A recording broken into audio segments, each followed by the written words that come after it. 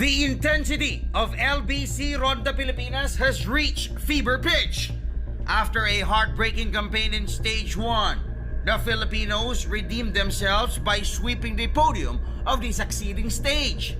And as the race welcomes another chapter, Pinoy riders are more than dead set to protect their turf.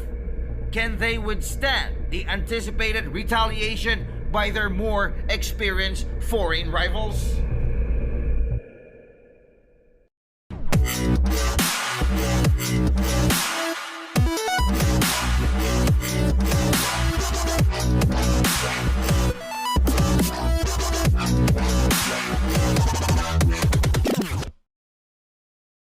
Filipino riders already made their presence felt in stage number 2 of LBC Ronda Pilipinas 2019.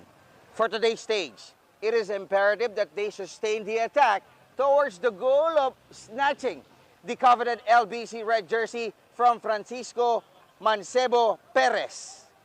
Mabuhay Luzon, Visayas, Mindanao, Mega Manila, and World. I am Snow Badwa. Good day to all the cycling fans. Kumusta mga karonda? Today's race will cover a distance of approximately 180 kilometers from Iloilo City to the seafood capital of the Philippines, Rojas City. I am DJ Bobby Udulio, stage number 3, Ronda 2019. Let's all enjoy the action. LBC Ronda Pilipinas 2019, stage number 3, full recap. Compared to the previous stage, it was a different atmosphere at the starting line. Local riders and their fans are still high from their complete sweep of the podium of Stage 2. But it doesn't take a rocket scientist to realize that though the Filipinos scored 1 against their foreign counterparts, the reign of Francisco Mancebo Perez at the red jersey remains to be the biggest hurdle. When the delegation finally left Iloilo City, tension immediately enveloped the peloton. It was mayhem in front, as different tactics were employed by almost all squads. Escaping is truly a difficult task. A good example is this scene wherein Philippine Navy Standards Rudy Roque tries to pull away but is chased immediately by foreign rivals every time.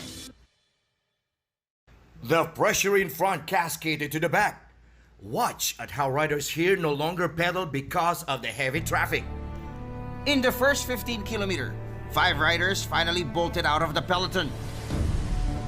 They are Go for Gold young riders Jonel Carcueva and Boots Ryan Cayubit, Francia Wine's Ryan Tugawin, Philippine Navy's Ronald Dumotos, and George Oconer.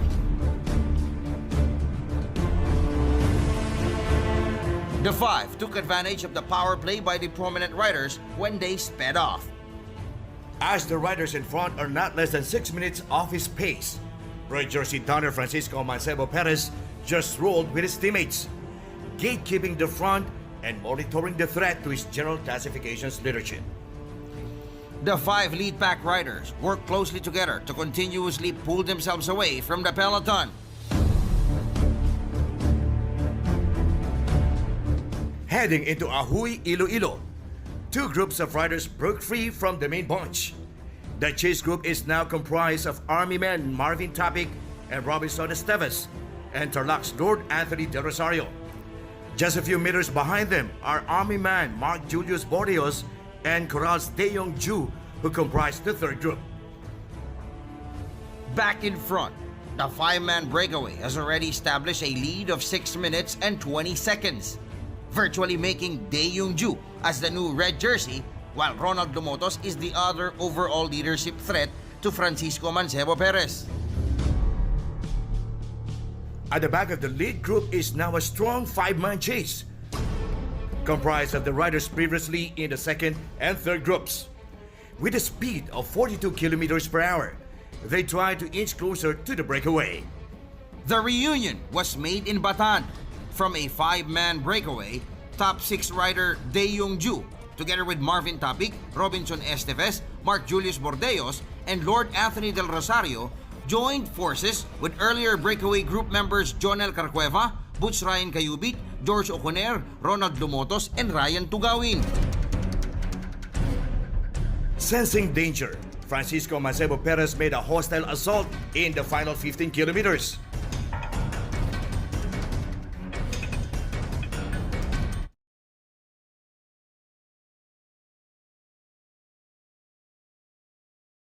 With Mancebo at the forefront, the peloton maintained an average speed of 45 kilometers per hour, enough to close the gap between them and the 10-man breakaway.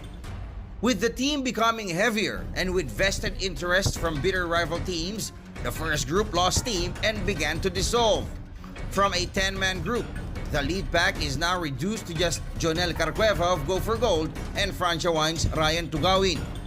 But when the race reached Pontevedra, tension began to arise. Jonel Carcueva and Ryan Tugawin are giving up. The peloton has eaten the two riders. And we have one big group once more. One big group.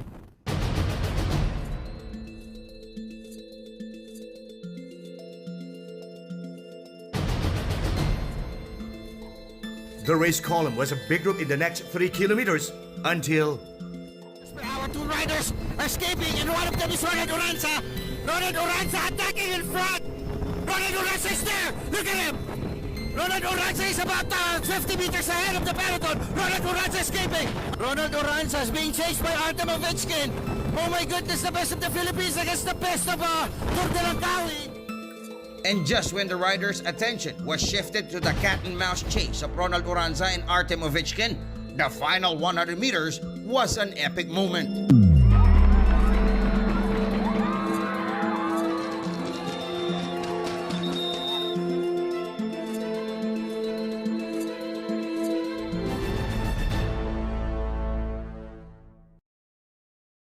Morales' victory against 7-Eleven's Dominic Perez in the sprint to finish was an exclamation point, especially that their bitter rival team came away with a win in Stage 2 with Felipe Marcelo edging out Navyman L. Joshua Carino. Pero may mga nagaganap pa rin ba rivalry hanggang ngayon? O nagtutulungan na? Siguro meron pa rin kasi hindi naman may iwasan magkakaiba kami yung sponsor. Pero papatalo ba Navy, pre? Lalo pa teritoryo nyo, Ronda? Hindi. Bakit?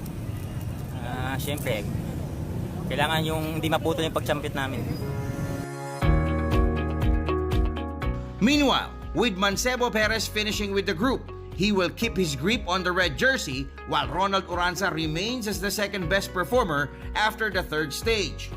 Matrix Power Tag of Japan still tops the general team classifications.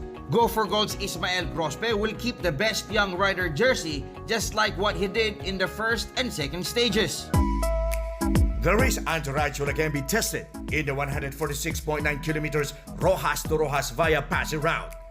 And this will be a make or break stage for those aching to steal the red jersey and the championship of the 2019 LBC Ronda Pilipinas. As usual, we will give you a comprehensive live stream coverage and a full recap feature so you can be a part of the drama and suspense unfolding on the road, making Ronda Pilipinas the most cycling spectator-friendly event in the country. LBC Ronda Pilipinas is brought to you by LBC. We like to move it. Powered by MVP Sports Foundation. Supported by Versa 2-Way Radio, Bike Extreme, Boy Canin, Green Planet, ProLight, Celeste Cycles, Standard Insurance, CCN, One Movement Party List, Joel Pilongares Foundation, Maynilad, 3Q Sports Events Management Corporation, Mega World, Festive Walk, Seda Atria, Pueblo de Panay, LBC Foundation, in partnership with the Department of Tourism, Department of Environment and Natural Resources, the City of Iloilo, Province of Iloilo, the Province of Guimaras, Rojas City, Province of Capiz, Province of Antique, and the Paradise Island of Boracay in Malay Aklan.